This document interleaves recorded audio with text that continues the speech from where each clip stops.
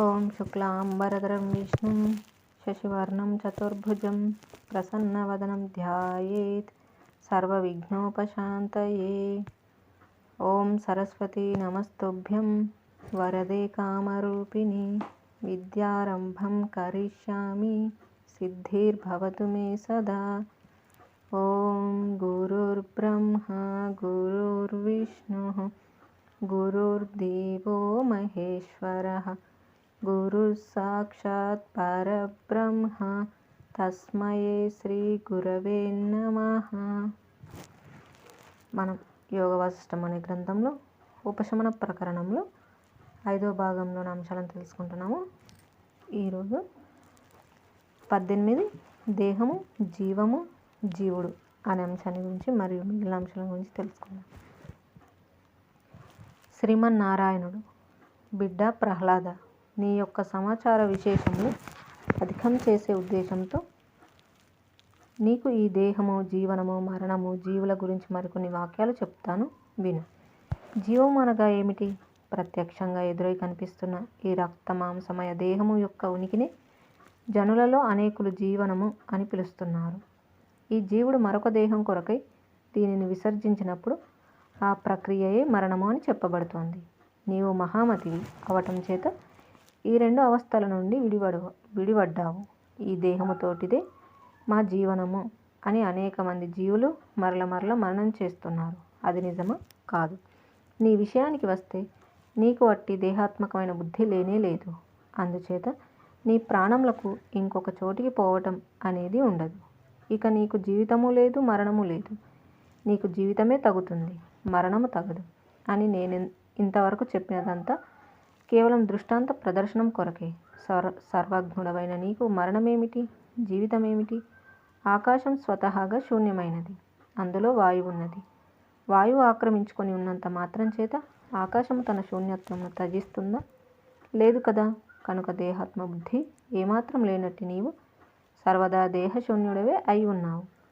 వ్యవహారం అయితే వ్యవహారం కొరకు దేహధర్మములైనట్టి శీత ఉష్ణ స్పర్శ జ్ఞానాదులు నీకు ఉన్నాయి కనుక నీవు ఈ దేహమున ఉన్నావు అని వ్యవహరింపబడుతోంది. వృక్షం ఎత్తుగా పెరగటానికి ఆకాశం కారణం కాకపోయినప్పటికీ ఆ చోటలో ఒక పెద్ద వృక్షం ఉన్నది అని జనులు చెప్పుకుంటూ ఉంటారు కదా. అది కూడా అట్టిదే. ఆకాశం సదా నిరాకారంగానే ఉంటుంది కానీ వృక్షాదుల ఆకారం సంతరించుకోదు కదా. ఇక్కడ స్పర్శ జ్ఞానముల విషయంలో ఆత్మయే దీనికి కారణం అని చెప్పబడుతోంది. అది లోకరీతి.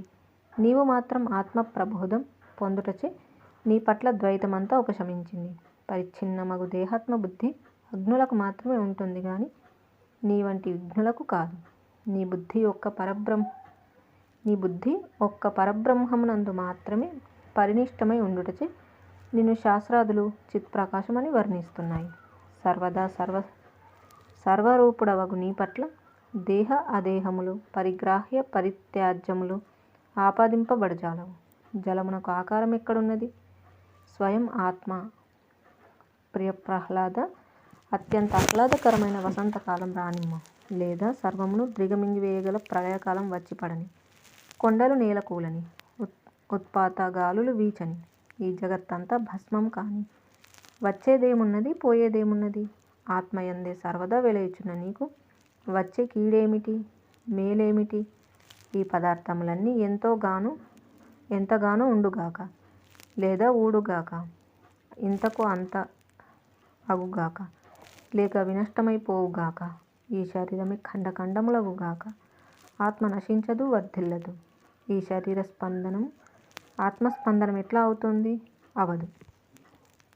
ఆత్మతో ఏకత్వం పొందిన వారికి నాకు దేహముతో ఉనికి సంబంధములు ఉన్నాయి, నేను దేహం కలవాడును అను చిత్త విభ్రమమంతా నశించుచున్నది.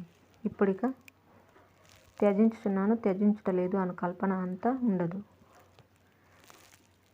దీనిని పూర్తి చేసిన తర్వాత అది నిర్వర్తించవలసి ఉన్నది, అది ప్రారంభిస్తాను, ఇది పరిత్యజిస్తాను అను సంకల్పములన్నీ క్షయించిపోతాయి. ముక్త పురుషులు అన్నీ చేస్తూనే ఏది చేయని వారే అయి ఉంటున్నారు. అవయవములే కర్మలు చేస్తాయి. నిరవయవగా నిరవయవ్యగు ఆత్మ దేనికి కర్త కాదు. అట్టి నిష్క్రియమగు ఆత్మయే నేను అని భావించు వానికి కర్తృత్వం ఎక్కడుంది? ఎక్కడ అకర్తృత్వం ఉంటుందో అక్కడ అభోక్తృత్వం కూడా సిద్ధించుచున్నది. అభోక్తృత్వం ప్రాప్తించాలంటే నేను దేనికి కర్తను కాదు అను అకర్తృత్వం ఆశ్రయించటమే సర్వోత్కృష్టమైన ఉపాయం. ముక్తి పరమశాంతి. కర్తృత్వము భోక్తృత్వము నశించాయ, ఇక శేషించేది పరమశాంతియే సుమ. అట్టి శాంతి సుస్థిరమైనప్పుడు దానిని శాస్త్రములు ముక్తి అని పిలుస్తున్నాయి. ప్రబుద్ధులు, చిన్మయులు, విశుద్ధులు అగువారు సమస్తము అతిక్రమించి వెలయుచున్నారు. గ్రహించుట కొరకై త్యజించుటకై గ్రహించినది గాని ఇక్కడ వారికి ఏది ఉండుటలేదు. గ్రహించబడినది అట్లు గ్రహించుటకు కర్త, అవయవి, వాటికి సంబంధించిన ప్రమాణ ప్రమేయములు, ఇట్టి వికారములన్నీ అజ్ఞాన సమయంలో తారసపడతాయేమో గాని ఆత్మను ఎరిగిన జ్ఞానులందు వాటికి చోటుండదు. గ్రహించువాడు గ్రహించబడినది అను వ్యవహార సరళి సన్నగిల్లగా అప్పుడు ఉదయించే శాంతికే మోక్షము అను మరొక పేరు. నీ వంటి పురుష శ్రేష్ఠులు సర్వదా అట్టి ముక్తి యందు వెలయుచు శాంతులై ఉంటున్నారు.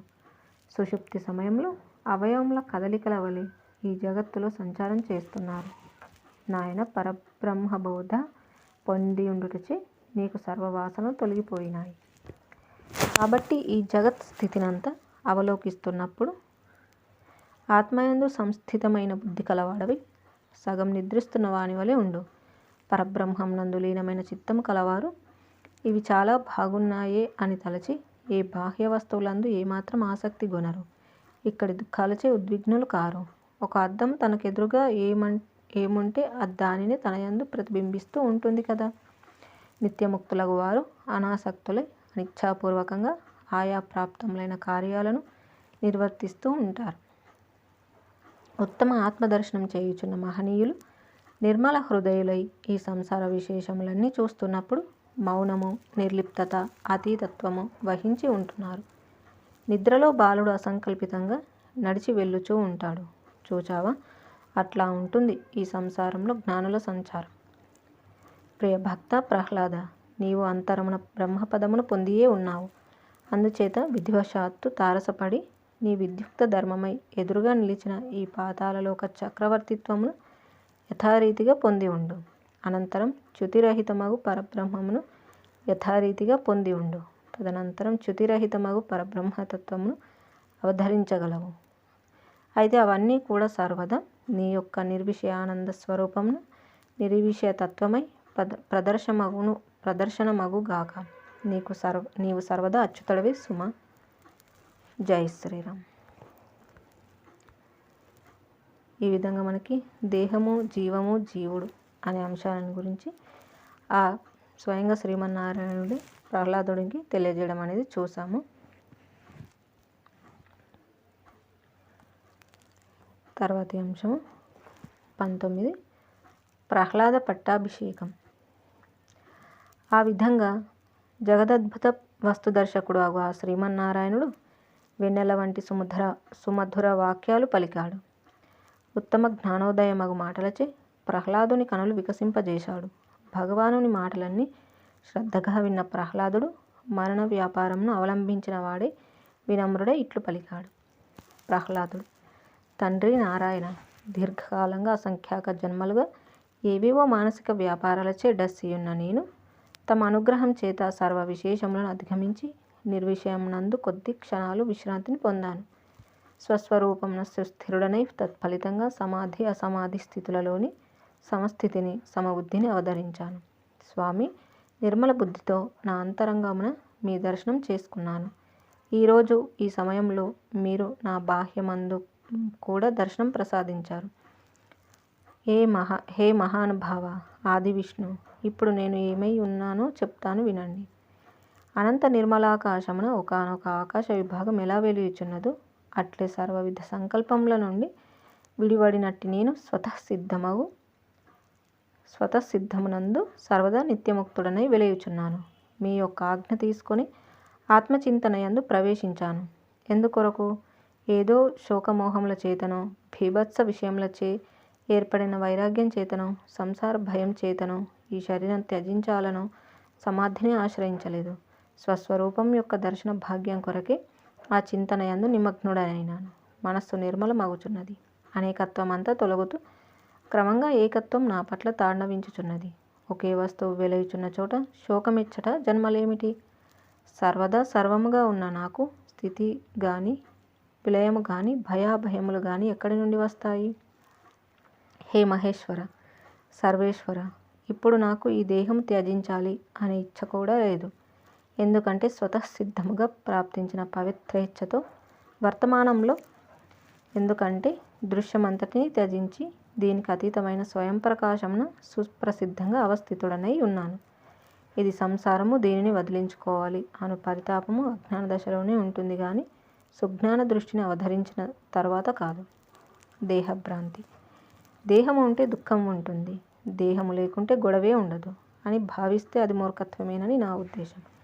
ఎందుకంటే ఇది ఉండాలి, ఇది ఉండకూడదు, ఇది సుఖము, ఇది దుఃఖము అనురూపంగా కనిపించే ఊగిసలాటంతా చిత్తం యొక్క చాంచల్యమే. ఆ చిత్తము అల్ప విషయములను ఆశ్రయించి ఉండుట చేతనే అట్లు ప్రవర్తిస్తోంది. నేను వేరు, తదితరులు వేరు అనున్నది ఆత్మబుద్ధి లేని చోట మాత్రమే ప్రబలుచున్నది. దుర్బలులను సాంసారిక మిథ్యాభ్రాంతులు సమీపిస్తున్నాయి కానీ ప్రాజ్ఞులను అవి సమీపించలేవు. తండ్రి కమలలోచన, నారాయణ, నేను ఇప్పుడే నా అంతరంగమున ఉన్న నిత్య సత్యము, వాస్తవము ఏమి అని తీవ్ర పరిశీలన చేశాను. ఒక చమత్కారమైన విషయం నిస్సందేహమై తెలియవచ్చింది. నీవే నాయందు సర్వదా సత్యమై, నిత్యమై, అఖండమై, అప్రమేయమై వెలుగుచున్నావు. నీవు కాక మరేమీ లేనట్టి నాయందు హేయ ఉపాధేయములు, త్యాజ్య గ్రాహ్యములు అనగా కలిగి ఉండవలసినవి, త్యజించవలసినవి అంటూ నాకేమీ కనిపించటం లేదు. ఇక సత్ అసత్ రూపమున ఉత్పన్నమైన ఈ జగత్ అంటారా? ఇది ఆత్మ చైతన్యం యొక్క అభాస లేక ప్రతిబింబ భావన మాత్రమే.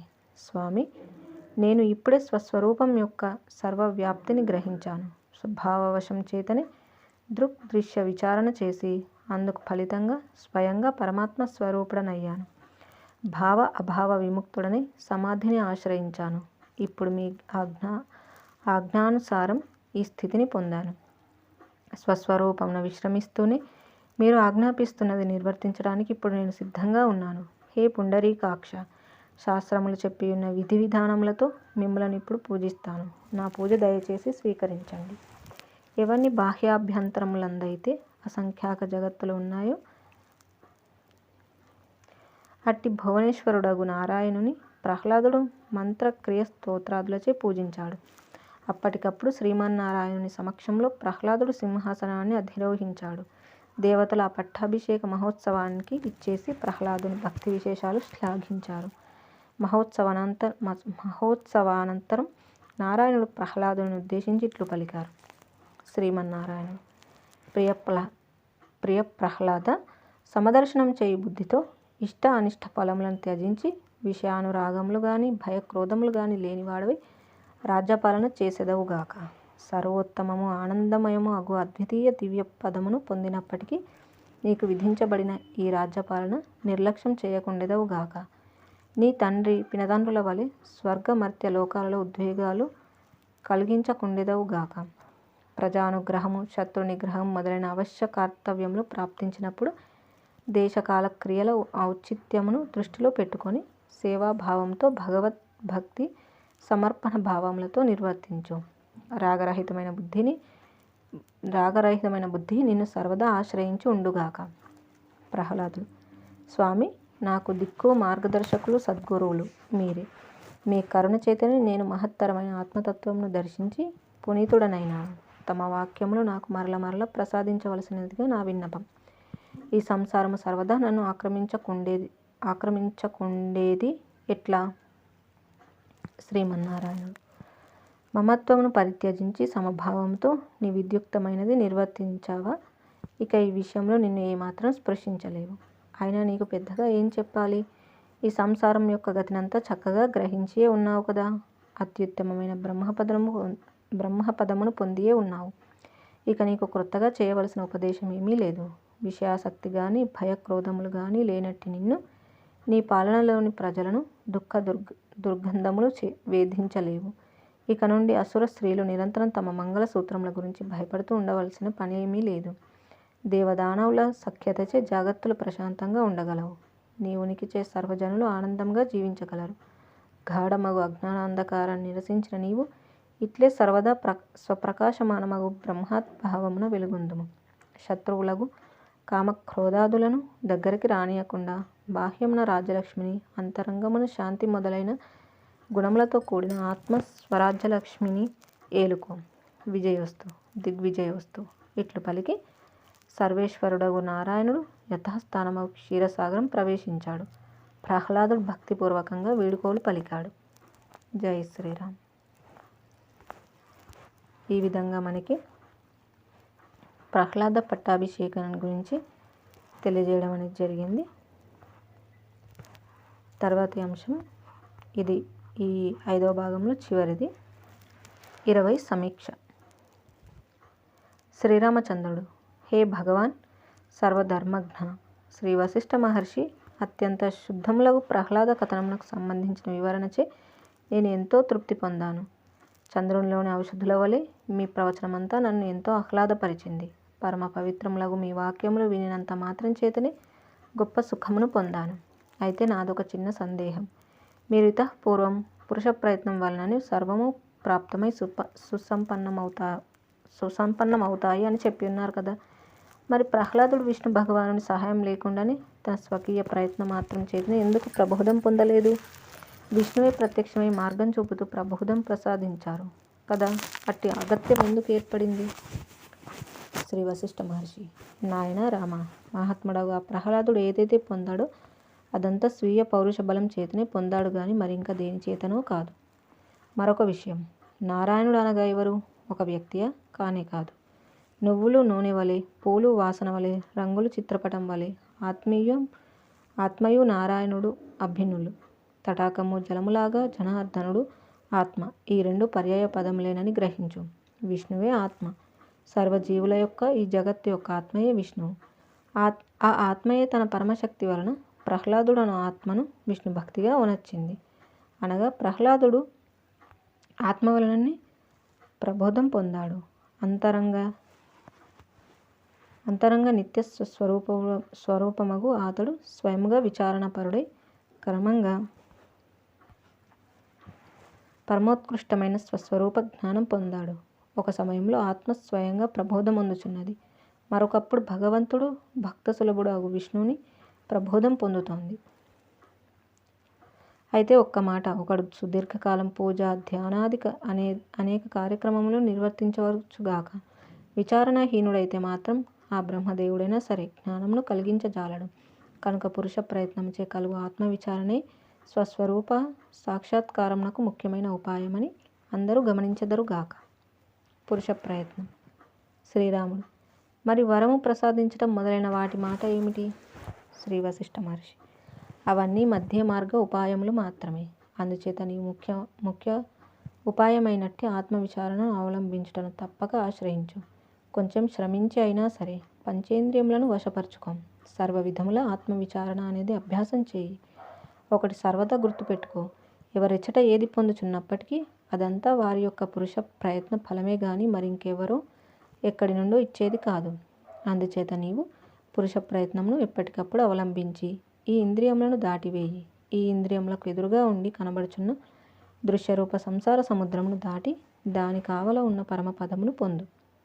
శ్రీరాముడు: అయితే జనార్దనుడు ప్రహ్లాదునకు ప్రత్యక్షమై మార్గదర్శకం ప్రసాదించారు కదా. ఆయన దయచేతనే ప్రహ్లాదుడు ఆత్మదర్శనం చేయగలిగాడు కదా. శ్రీ వశిష్ఠ మహర్షి: పురుష ప్రయత్నం లేకుండానే జనార్దనుడు కనిపించగలిగితే ఇక పశుపక్షాదులకు కూడా ఆత్మదర్శనం లభిస్తూ ఉండేది. ఎంతటి ఉత్తమ గురువైన ప్రయత్నహీనుడైన శిష్యునకు తత్వబోధ చేయగలుగుతాడా? స్వస్వరూపాత్మానుభవం కలుగజేయగలడా? లేదు. ఏ పురుష ప్రయత్నం చేయని అజ్ఞానిని కూడా గురువే కనుక ఉద్ధరించగలిగితే దాని అర్థం ఆ గురువు తనకిష్టమైతే ఒక ఎద్దుకో, ఒక లొట్టిపిట్టకో, మరొక తన ఇష్టమైన జీవునకో ఆత్మోద్ధరణ గావించేవాడే. కానీ అది అట్లా సంభవించదు. ముఖ్యంగా ఒకటి గమనించాలి. ఆత్మ సామ్రాజ్యంలో తదితరుల వలన కానీ, గురువుల వలన కానీ, ధనము వలన కానీ మహత్పదం లభించదు. మరింక ఏ విధమైన ప్రయత్నం చేసైనా సరే ఈ మనస్సును వశపరచుకొనగలిగితే చాలు, తనంతట తానే ఈ జీవుడు మహత్పదమును పొందవచ్చు. ఒకడు వైరాగ్యమును అవలంబించి అభ్యాసవశంగా ఈ ఇంద్రియ సర్పములను స్వాధీనమునర్చుకున్నాడా, ఇక ఆపై అతనికి ఈ 3 లోకములలో పొందవలసినదేమీ ఉండదు. అందుకు శాస్త్రములు, గురువులు సహకారం అందించడానికి సర్వదా సిద్ధంగా ఉన్నాయి. అందుచేత రామ, నీవు ఆత్మ ద్వారా ఆత్మను ఆరాధించుము, దర్శించుము. ఆ తర్వాత ఇక ఆత్మయందే విలయుము. అందుకు చేసే ప్రయత్నంలో శాస్త్రములు, గురువుల అనుభవం, మహనీయుల చరిత్రలు నీకు చక్కగా ఉపకరించగలవు. భక్తి నుండి జ్ఞానం. అయితే కొందరు శాస్త్రములచే అందింపబడుచున్న సత్స్వరూపమునకు సంబంధించిన సమాచారాన్ని వింటున్నా కూడా అవగాహన దృష్టి, కర్మల దృష్ట్యా తమ బుద్ధిచే అప్పటికప్పుడే స్వీకరించలేకపోతున్నారు. ఎందుచేత? సానపెట్టవలసి ఉన్న కత్తిలాగా వారి బుద్ధి కొంత సునిశ్చితం కావలసి ఉన్నది. అట్టివారు గాలిచే ఎగరగొట్టబడిన ఎడ్ను గడ్డిపరకలాగా ఈ సంసార ఎడారిలో పచారులు చేస్తున్నారు. అట్టివారి సంసార ఆక్రందనలు వినిన సత్యద్రష్టులగు జ్ఞానులు అట్టి సంసార జీవులను సత్పథమున పెట్టి సముద్ధరించటానికి, నిష్కల్మష హృదయులుగా చేయటానికి విష్ణు భక్తిని కల్పించారు. అట్టి భక్తిని ఆశ్రయించువారు క్రమంగా చిత్తశుద్ధిని పొంది ఈ సంసారాసక్తత నుండి విడిపడిన వారవుచున్నారు. భక్తిచే విశుద్ధమైన మనస్సు లభిస్తోంది. విశుద్ధమైన మనస్సుచే ఆత్మవస్తు సందర్శనం ప్రాప్తించుచున్నది. అందుకే భక్తి యొక్క అభ్యాసము అనగా ప్రయత్నము, వైరాగ్యము అనగా రాగరాహిత్యము, ఈ 2 ఎల్లప్పుడూ కాపాడుకోవాలి అని చెప్పబడుతోంది. సర్వతత్వ స్వరూపుడు, సర్వజీవస్వరూపుడు అగో సర్వేశ్వరుని ప్రేమించుటే భక్తి కదా. భక్తిచే జ్ఞానం ప్రజ్వరిల్లుతోంది. కానీ కొందరు భగవంతుని పట్ల భక్తిని నిలుపుకోలేకపోతున్నారు. అనగా అనేక విషయవాసనలు, దృశ్య సంపర్కములు కలిగి ఉండుటచే బుద్ధి యందు ఏకాగ్రత, నిర్మలత్వం కొరవడి ఉంటుంది. అట్టి జీవుల కొరకు పూజింపబడుచున్నది అనునవి గౌణముగా కల్పించబడ్డాయి. అయితే ఇంద్రియములు వశం కాకపోయినంత కాలం ఈ జీవునకు ఉత్తమ దృష్టి లభించదు. పూజలు మొదలైనవి ఇంద్రియాలను వశపరుచుకొనుట అను మార్గంలో ఏర్పరచబడిన ఉపాయాలు మాత్రమే. సర్వ పూజల యొక్క అంతిమ ప్రయోజనము ఈ జీవుడు ఇంద్రియ లోలత్వమును జయించి తానే వాటిని వశం చేసుకోవటం. ఏ జీవుడైతే ఈ ఇంద్రియములకు వశమవుచున్నాడు, అట్టివాడు ఈ సంసార అరణ్యంలో అవిశ్రాంతంగా సుఖదుఃఖ బద్ధుడవుచున్నాడు. ఒకటి తర్వాత మరొకటిగా ఉచ్చ నీచ జన్మ పరంపరలను పొందుతూనే ఉన్నాడు. అందుచేత పూజల యొక్క ప్రయోజనం ఇంద్రియములను వశం చేసుకోవటమే అని మరొకసారి సర్వజనులకు గుర్తు చేస్తున్నాను. విచారణ, ఇంద్రియముల ఉపశమముల కొరకై ఒక్కసారి ఉపక్రమించాలి. ఈ 2 లేకపోతే హరి లభించడు. ఈ 2 లేనివాడిని హరి కూడా కాపాడలేడు. అందుచే రామ, నీవు నీ చిత్తము విచారణ, ఉపశమనములను బాగా ఆశ్రయించినట్లు ఇక అప్పటి నూతన చిత్తముతో ఆత్మను ఆరాధించు. అప్పుడు తప్పక ఆత్మజ్ఞానం, ఆత్మస్థితి సిద్ధించగలవు. ఆ 2 లేనప్పుడు మానవుని చిత్తమునకు గాడిద చిత్తమునకు భేదమేమున్నది? ఇంకొక విషయం, నీవు కేశవాదులను ఎంతగా ప్రార్థిస్తావో అంతకన్నా ఎక్కువగా ముందు నీ చిత్తమును ప్రార్థించు. ఓ చిత్తమా, నీవు తుచ్చమైన ఈగల వలె క్రుల్లిన పదార్థముల వంటి ఈ నశ్వర ఇంద్రియ అనుభవమును ఎందుకు ఆశ్రయించుచున్నావమ్మా? ఆ పక్కనే అమృత కలశం ఉంటే అది వదిలిపెట్టి ఈ ఇంద్రియ మార్గంలో ఉన్న దుర్వాసనలతో కూడిన మాంసం వంటి విషయాలను ఆశ్రయించి చాలు అనుకుంటున్నావా?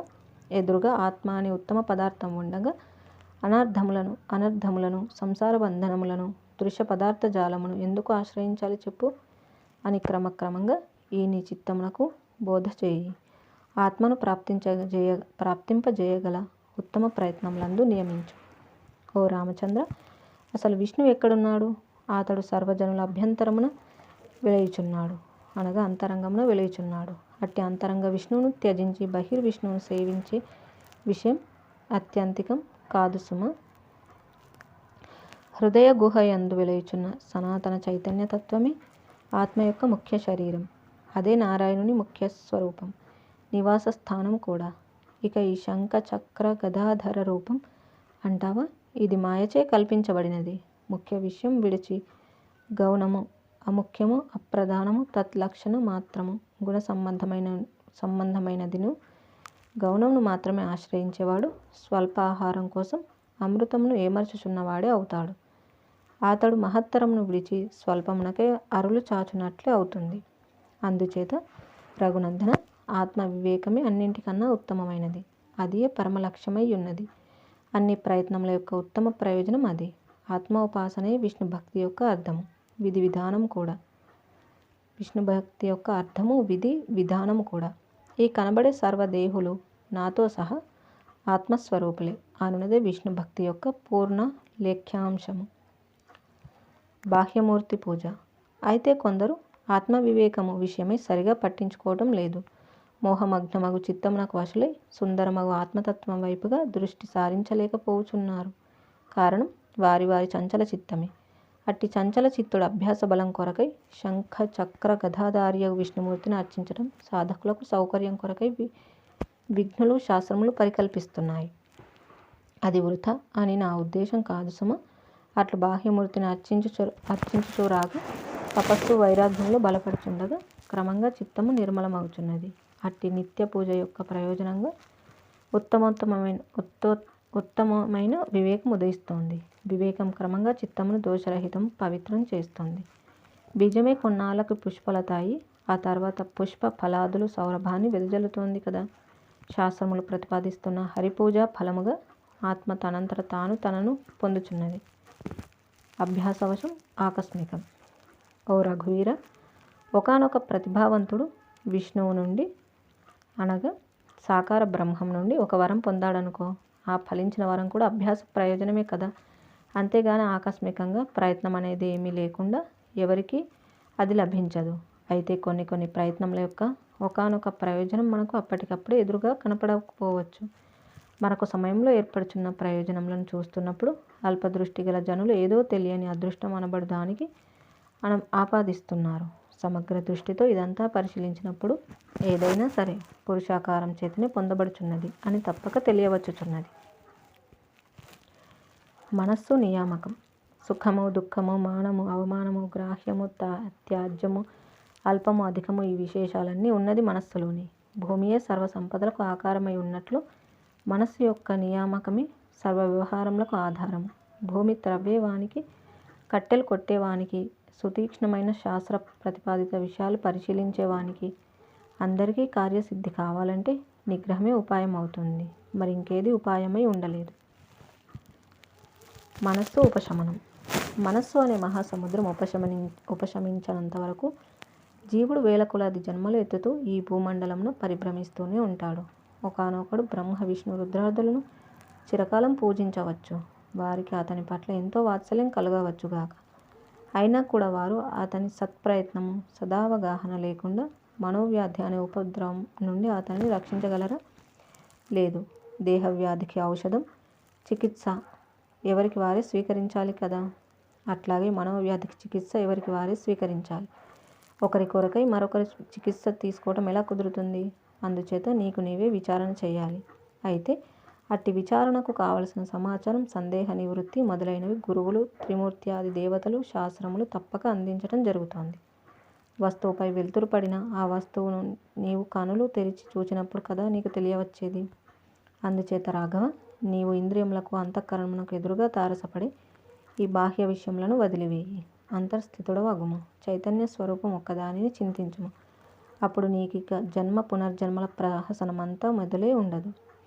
సంవేద్యములవుచున్న ఈ సర్వ బాహ్య అభ్యంతర విషయముల నుండి విడివడి నిరామయము, పరమానందమయము, అనంతము, సన్మాత్రము అగు చైతన్యాన్ని ఆస్వాదించు. నేను సర్వదా శుద్ధ చైతన్యమునే కదా అని భావించుచు నిన్ను నీవు గాంచు. నిన్నే సర్వత్రా సర్వముగా దర్శించుచుండుము. సర్వము నీ స్వరూపంగా అభ్యసిస్తూ ఉండు. మమాత్మ సర్వభూతాత్మ మమ సాదర్శ్య మాగతః. అప్పుడు అట్టి చైతన్య తత్వమును ఆస్వాదిస్తున్న నీవు పునరావృత్తి రహితమగు స్థానమును పొందగలవు. అప్పుడు ఈ పునర్జన్మాదులు నీకు ఆపాదించబడవు. నీ దృష్టిలో నీవు పునర్జన్మరహితుడివై ఉంటావు. సర్వాత్మకుడవై, ఆత్మారాముడివై అనుక్షణికంగా ఆత్మ సాక్షాత్కారం ఆస్వాదిస్తూ ఉంటావు. జై శ్రీరామ్. 12వ రోజు విచారణ పూర్తి అయ్యింది. అదేవిధంగా మనకి ఈ యొక్క 5వ భాగం కూడా దీనితో పూర్తి అయ్యింది. ఆ విధంగా మనకి సమీక్ష అనే దానిలో శ్రీరామచంద్రుడు అప్పటి వరకు ప్రహ్లాద చరిత్రలో విన్నటువంటి విషయాలని మరొకసారి తనకి కలిగిన సందేహాలను అడగడం అనేది చూసాము. ఇక తర్వాతి భాగాన్ని మళ్ళీ తెలుసుకుందాం. ఇంతటితో ముగించుకుందాము. జై శ్రీరామ్. కాయేన వాచా మనసేంద్రియైర్వా బుద్ధ్యాత్మనా వా ప్రకృతే స్వభావాత్ కరోమి యద్యత్ సకలం పరస్మై నారాయణాయేతి సమర్పయామి. స్వస్తి. ఓం తత్సత్.